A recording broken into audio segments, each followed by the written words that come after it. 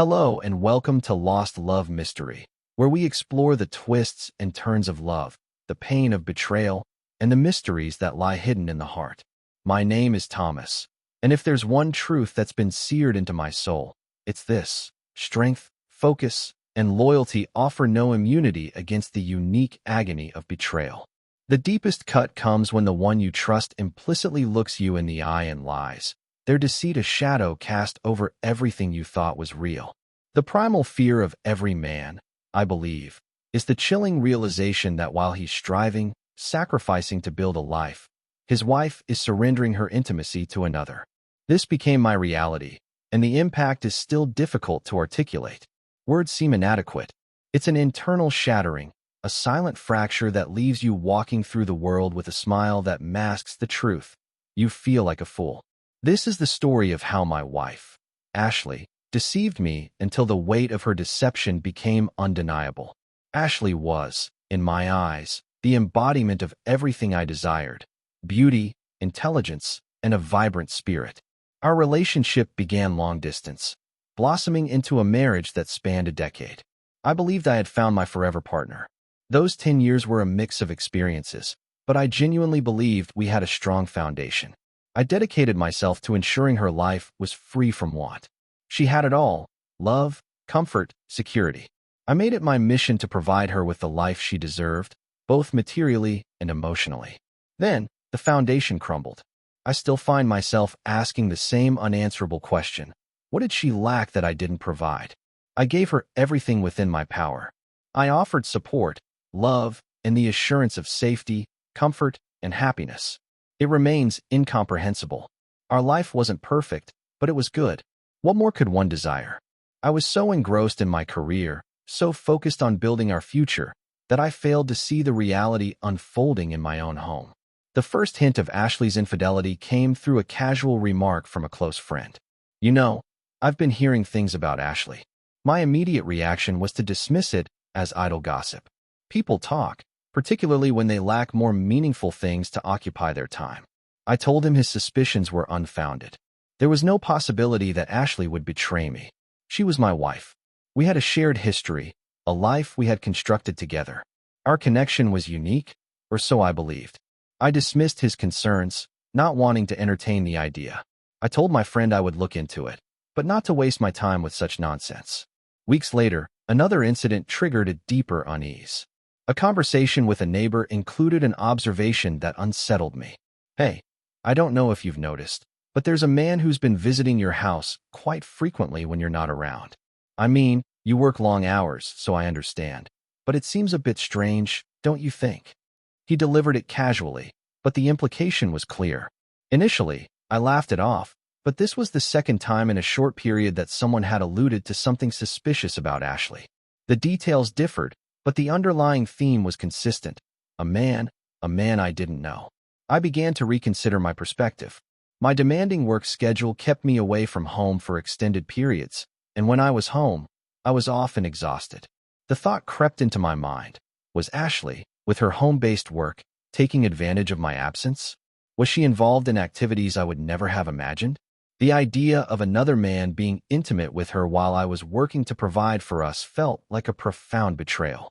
I decided to take a break from work, a surprise for her, and a chance to observe her behavior. For the first few days, I watched her closely, searching for any deviation from her normal routine. But here's the thing: nothing seemed out of place. She was calm, going about her day as if everything was perfectly normal. If she was being unfaithful, she was remarkably adept at concealing it. I observed her working from home, engaged in our usual lunchtime conversations, and saw nothing that suggested infidelity. She appeared to be the same woman I had married, and a part of me desperately wanted to believe that this was all a misunderstanding. But the mounting coincidences made that increasingly difficult to accept. I felt lost and unprepared for this situation. The more I contemplated it, the more I realized that I needed concrete proof. I couldn't rely on intuition alone. I made the difficult decision to hire a private investigator. This wasn't a rash or impulsive act. I needed a professional who could uncover the truth without jeopardizing my own emotional well-being. I was no longer willing to play games. If there was something happening, I needed to know, regardless of the pain the truth might inflict. The investigator assured me that he would be thorough and meticulous. That was acceptable to me. I had been living with this uncertainty for an unknown duration, so a few more days or weeks wouldn't significantly alter the situation. I returned to work, immersing myself in my responsibilities while the investigator began his work. But as I sat at my desk, my mind was consumed by a relentless barrage of thoughts. What if they were right? What if my perception of my wife had been a carefully constructed illusion for over a month? That's how long the investigation lasted. Each day felt like an eternity as I went through the motions of my job. Finally, the investigator contacted me. He had the information. When I met with him to review the findings, I was unprepared for the emotional impact. The investigator wasted no time.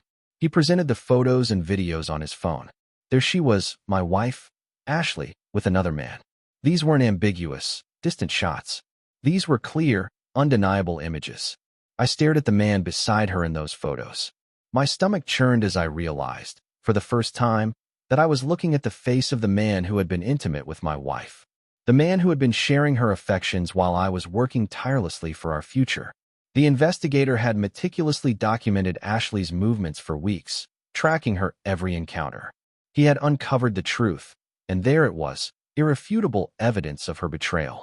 I can't fully express the emotions I experienced. I had suspected, of course, but confronting the reality in such a stark and visceral way was a different kind of agony. The most painful aspect wasn't just seeing her with him. It was the realization of how convincingly she had maintained the facade of normalcy. She was there when I returned home, preparing dinner, discussing her day. She kissed me goodnight. I would look at her and believe that everything was fine. I never suspected a thing, and that's what I still struggle to comprehend. How could she act with such ease? It made me question everything. The love we shared, the conversations we had, the life we had built together.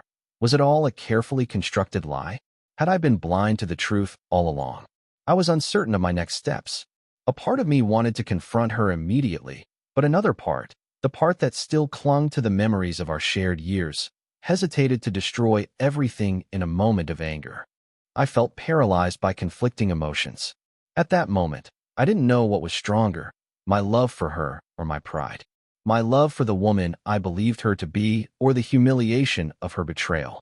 My mind was in turmoil, torn between the urge to lash out and the desire to salvage something that was already slipping away. I was unsure if I was even capable of ending the marriage. How could I simply walk away from everything? From the woman I believed was my partner, my best friend? Yet, how could I remain? How could I forgive her after witnessing her deception? I spent days in a state of emotional limbo, repeatedly reviewing the evidence, trying to determine my course of action. After further contemplation, I contacted the investigator and asked him to delve deeper into Ashley's relationship with her lover. I needed to know who this man was. I had to understand the situation I was facing. The investigator provided the information a few days later, and it was more unsettling than I had anticipated. The man's name was Michael, and he was married with a child. His wife, Dorothy, was unaware of Ashley, of course, but I was about to change that. I know what you're probably thinking. Thomas, why involve yourself in someone else's marriage? This isn't your concern. And that thought did cross my mind. I was already dealing with my own turmoil, but the more I considered it, the more I realized I couldn't stand idly by. So, against my better judgment and my desire to avoid further complications, I decided to reach out to her. It wasn't something I had to do, but I felt compelled. I arranged to meet Dorothy in a quiet park, a neutral setting for our conversation. I was uncertain about the wisdom of this decision, but the moment she arrived, I saw a weariness in her eyes that hinted at a pain deeper than I had expected. When I shared the evidence, the photos, the videos, everything, she wasn't surprised by Michael's infidelity. She was already aware of that, which shocked me. Dorothy had visible bruises on her arms, and they appeared to be recent. I hesitated to draw conclusions, but I gently encouraged her to confide in me. She broke down, and for a moment, I was speechless. She revealed the truth about Michael's abuse. He wasn't just a cheater, he was a manipulator, a violent one at that.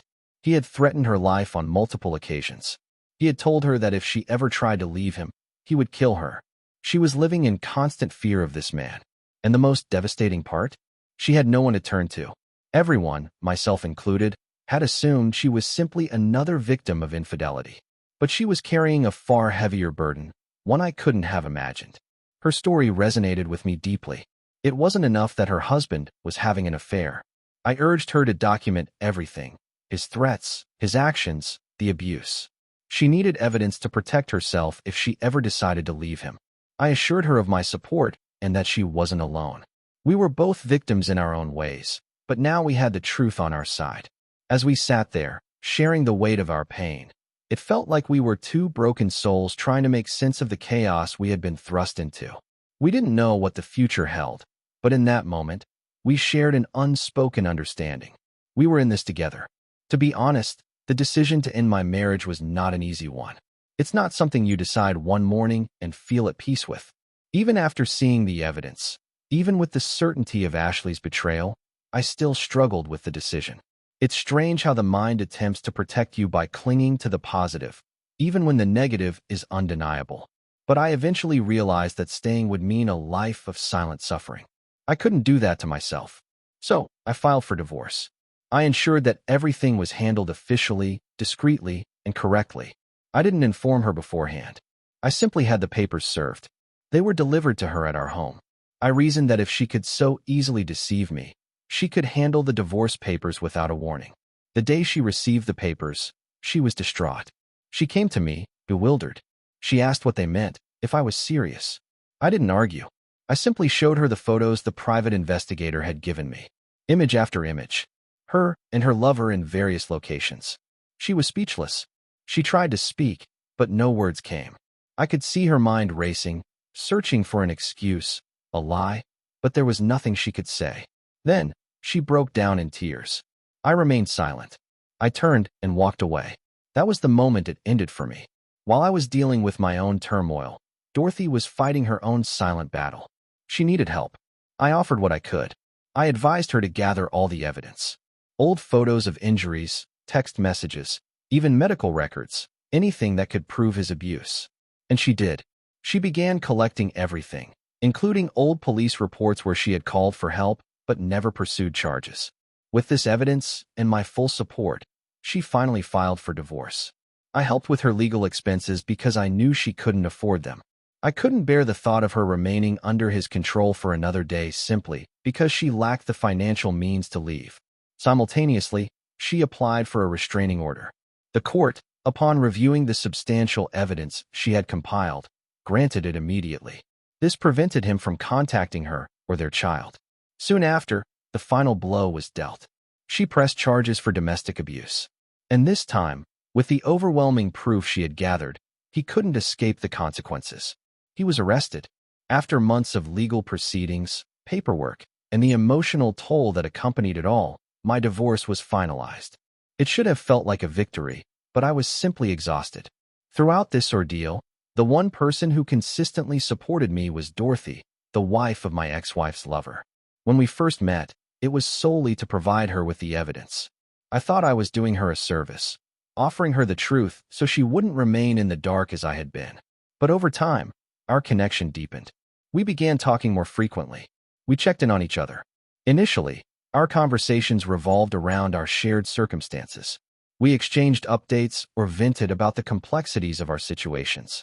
But gradually, our interactions evolved into genuine conversations. Dorothy carried her own wounds. I could see it in her eyes. We were two people who understood the pain of loving someone and receiving only lies in return. We didn't need to explain our suffering to each other. We simply understood. We began spending time together. There was a sense of peace in being with someone who understood your pain without the need for words. Then, one evening, we were in her living room. A movie played softly in the background, but neither of us was truly paying attention. We made love, for the first time in what felt like an eternity. I felt desired. It was intense, but not in the way you might imagine.